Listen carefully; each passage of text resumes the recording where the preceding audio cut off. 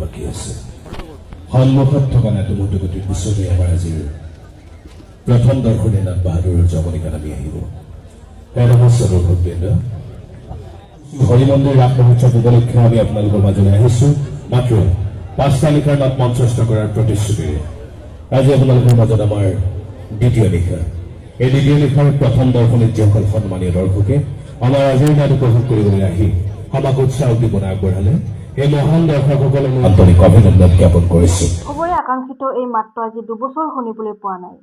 হয়, আমি ক'বলৈ ওলাইছোঁ অসমৰ ভ্ৰাম্যমাণ থিয়েটাৰৰ বিষয়ে।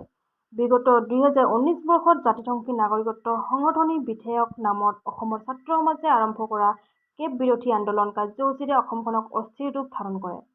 সেই মৰ্মে অসমৰ ভ্ৰাম্যমাণ থিয়েটাৰসমূহে আধাতে নিজৰ যাত্ৰা সামৰিবলৈ বাধ্য হয়।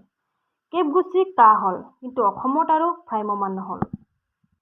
যোৱা বছৰৰে পৰা কা আঁতৰি কৰোণা আহিল। বিশ্বজুৰি কৰোণাৰ সন্ত্ৰাসৰ ফলত যোৱা বছৰ 2-এখন ভ্ৰাম্যমাণে নিজৰ নাট প্ৰদৰ্শন অব্যাহত ৰাখিলে।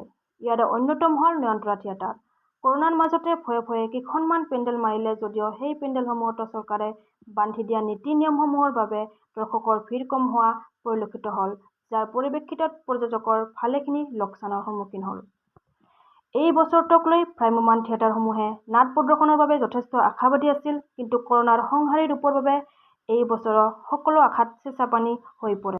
চিন্তিত হৈ পৰে ভ্ৰাম্যমাণৰ শিল্পী, কলা-কুশলী, শব্দ, পোহৰ, বাদ্য আৰু কাৰিকৰী শিল্পীসকলৰ লগতে গাড়ীসমূহৰ ড্ৰাইভাৰসমূহ। চিন্তিত হৈ পৰে প্ৰযোজকসকলেও। সমাগত জুলাই মাহ, এই মাহতে প্ৰতি বছৰে ভ্ৰাম্যমাণ থিয়েটাৰসমূহে নাটৰ আখৰা আৰম্ভ কৰে। দিন চমু চাপি অহাৰ লগে লগে হতাশাত ভাগি পৰিছে নাট্য গোষ্ঠীসমূহ। সেয়ে অসম ভ্ৰাম্যমাণ থিয়েটাৰৰ প্ৰযোজক সন্থাৰ সভাপতি নজৰুল ইছলামৰ নেতৃত্বত নাট্য নগৰী পাঠশালাত অসম ভ্ৰাম্যমাণ প্ৰযোজক সন্থাৰ সভা অনুষ্ঠিত হয়। বৰদৈচিলা, ভাগ্যদেৱী, বৃন্দাবন, কহিনুৰ, সূৰ্য উদয়ন, চিৰঞ্জীৱ, বীণাপাণি, সুদৰ্শন, লুইতপৰীয়াকে ধৰি কেইবাখনো থিয়েটাৰৰ প্ৰযোজকে সভাখনত অংশ লৈ এই বছৰ অতি কমেও 5 মাহৰ বাবে নাট প্ৰদৰ্শনৰ অনুমতি বিচাৰি চৰকাৰৰ হাতত এখনি স্মাৰক পত্ৰ প্ৰেৰণ কৰে। সেই মৰ্মে অসম চৰকাৰৰ সাংস্কৃতিক পৰিক্ৰমা মন্ত্ৰী বিমল বৰাৰ নেতৃত্বত প্ৰযোজকসকলৰ সৈতে মত বিনিময় কৰে। আজি 2 বছৰে থিয়েটাৰৰ সা-সৰঞ্জামখিনিৰ লগতে নাট্যগোষ্ঠীটোৰ সৈতে জড়িত শিল্পী আৰু কৰ্মীসকলৰ পৰিয়ালৰ কথা ভাবি চৰকাৰ আৰু থিয়েটাৰ গোষ্ঠীসমূহৰ লগত হোৱা বৈঠকত এক সিদ্ধান্তত উপনীত হয়।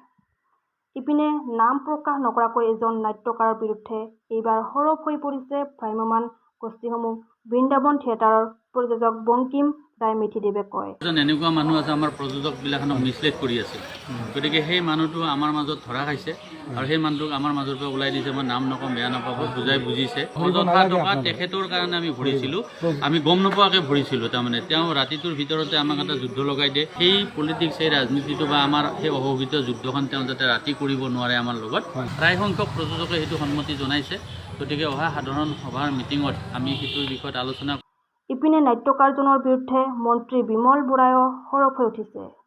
2-এজন শিল্পী, এতিয়া মই ক'লে কথাটো মোৰ ফালৰ পৰা বেয়া দেখি, কিন্তু 2-এজন শিল্পীয়ে ইমান চৰা দামত তেওঁলোকে চুক্তিবদ্ধ হয় তেনেকুৱা। গতিকে অঘোষিত প্ৰতিযোগিতা হোৱাৰ কাৰণে সাধাৰণ যিসকল শিল্পী, কলা কুশলী, তেওঁলোক চাফাৰাৰ হয়, দৰ্শকসকল চাফাৰাৰ হয়। গতিকে আজি মই 2 এদিনত তেওঁলোক লগ পাইছোঁ আৰু কৈছোঁ যে আপোনালোকে এই অঘোষিত প্ৰতিযোগিতাও নকৰিব। আৰু সেই বিশিষ্ট যিসকল শিল্পী তেওঁলোককো অনুৰোধ জনাইছোঁ যে এই উদ্যোগটো আপোনালোকেও জীয়াই থাকিবলৈ দিয়ক।